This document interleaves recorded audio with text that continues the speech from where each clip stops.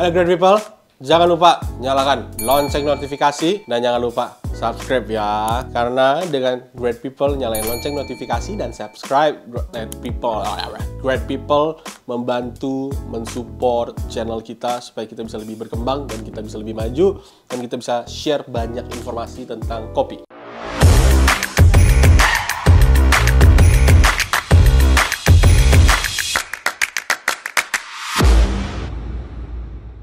Halo great people, kembali bertemu gue dengan John Christopher di channel Fugol Coffee Roaster. Hari ini kita mau bahas sebuah dripper. Dripper ini adalah dripper yang cukup unik, cukup lucu, cukup menarik, cukup imut, cukup cute, apapun itulah. Pam!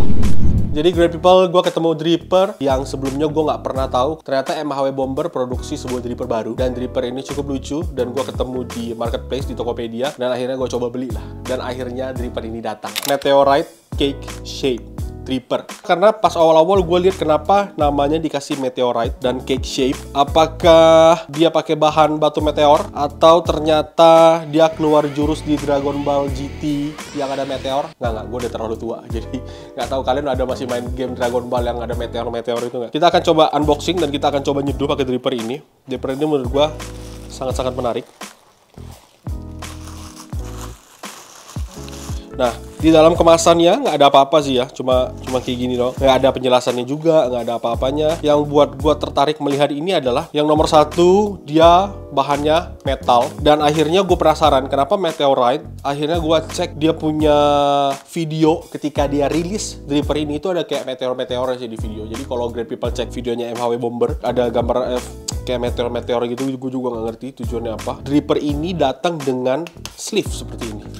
Nah, kenapa dia kasih sleeve? Ini menurut gue adalah sesuatu yang cukup pinter. Kenapa? Karena dripper metal biasanya cepat panas. Dan ketika dia panas banget, ketika dipegang, itu cukup membuat tangan kita merasa kepanasan. Bahkan kalau terlalu panas mungkin bisa melepuh mungkin. Jadi dia kasih pengaman, kasih safety. Kemudian gue lihat dia pakai flat bottom dengan lubang yang cukup besar. Nah, diameternya sebenarnya tidak terlalu besar. Diameternya mungkin kalau kita cek, dia mirip dengan diameter Kalita Wave.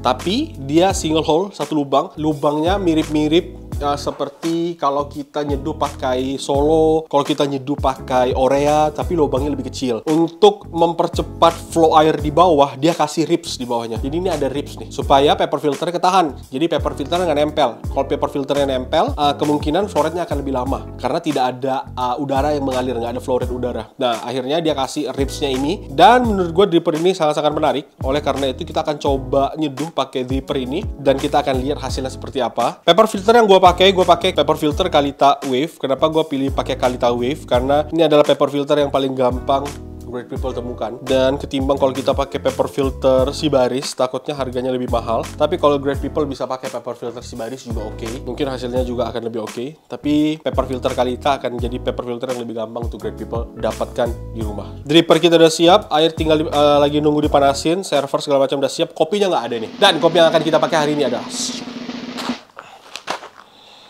Bali Kintamani Wash. Bali Kintamani Wash ini adalah kopi yang menurut gue salah satu pionir kopi yang kita jual pertama kali di Fugol. Kopi dari Bali Kintamani adalah salah satu kopi yang memberikan kesan di awal-awal gue ngopi. Dan ketika gue merasakan kopi dari Bali Kintamani, gue merasa kayak, oh ternyata kopi rasanya bisa seperti ini ya. Kok kopi rasanya bisa jeruk banget. Nah, ini kopi dari Bali Kintamani. Prosesnya wash dari Karana, produsennya. Dan ada Hanoman. Kenapa ada Hanoman? Biar itu tetap menjadi misteri. Tak perlu kita jawab pertanyaan itu, oke? Oke, semuanya udah siap. Sekarang kita tinggal seduh. Nah, sekarang kan kalau great people perhatikan, sedang banyak banget dripper dengan flat bottom. Nah, entah kenapa gue merasakan dalam beberapa tahun terakhir kompetisi, dripper yang selalu memenangkan kejuaraan justru adalah dripper yang menggunakan flat bottom. Contohnya Orea atau contohnya Solo. Dalam beberapa tahun terakhir di World Brewers Cup sering menang. Tapi apakah memang dripper flat bottom akan selalu memberikan hasil yang lebih better daripada conical? Sebenarnya belum tentu. Tergantung cara penggunaannya. Ya mungkin kebetulan aja dripper flat bottom menang. Cuma ini tidak membuktikan kalau dripper conical itu lebih jelek daripada dripper flat bottom, enggak juga.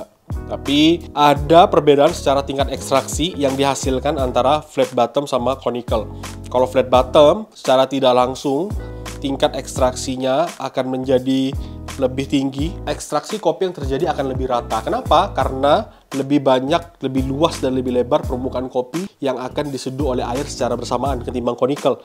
Berarti kalau misalnya conical, ketika air dituangin, yang akan basah duluan itu kan pasti bagian atas diameter paling besar, habis itu turun ke bawah. Flat bottom juga sama, tapi kalau di flat bottom, jumlah air yang akan membasahi si coffee bednya langsung secara bersamaan itu akan lebih besar chance-nya. Kenapa? Karena ya lebih besar permukaannya.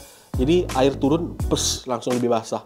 Ketimbang conical yang kena dulu di bagian atas baru turun ke bagian bawah. Kalau di sini yang gue perhatikan adalah brew time-nya cukup lama dengan jenis base seperti ini. Jadi ini base-nya kan single hole dan lubangnya cukup besar. Dan tadi gue bilang ada ribs-nya. Dan di sini gue udah pakai grind size yang cukup kasar. Tapi di sini di 2 menit 20 detik masih ada tetesan. Sebenarnya masih oke, cuma menurut gue dripper ini cukup unik. Yang harusnya dia bisa memberi brew time lebih cepat dengan flow rate yang lebih cepat. Taunya dia memberi brew time 2 menit 30 detik baru selesai. 2 menit 30 detik baru selesai, artinya dia memberi flow rate yang sedikit lebih lama. Padahal kita pakai grind size yang lebih besar, grind size yang lebih kasar. Nah, gue nggak tahu apakah ini gara-gara memang grind size gue kurang kasar atau memang dripper ini dirancang seperti ini supaya flow rate-nya agak sedikit lebih lambat. Cuma kita nggak tahu, kita akan coba tes rasanya. Ini kita pegang kulitnya aja panas. Kita pegang bagian bawah ini panas. Apalagi kalau dia nggak pakai sleeve-nya. Ya dia menggunakan strategi yang cukup baik dengan pakai sleeve. Cukup jarang ada dripper yang dikasih sleeve bawaan, karena menurut gue ini panas banget. Artinya bahan metal yang mereka punya ini benar-benar menyerap panas yang cukup tinggi. Dan artinya ketika air panas dituangkan ke dalam coffee bed, panas itu akan diserap duluan oleh si metalnya ini. Nah, metalnya ini akan menyerap panas hingga akan terjadi, menurut gue, ekstraksi yang di awal-awal agak tidak optimal karena panasnya diambil dulu material drippernya ketimbang ke coffee bednya. Cuma kita belum coba dan kita akan coba rasanya seperti apa.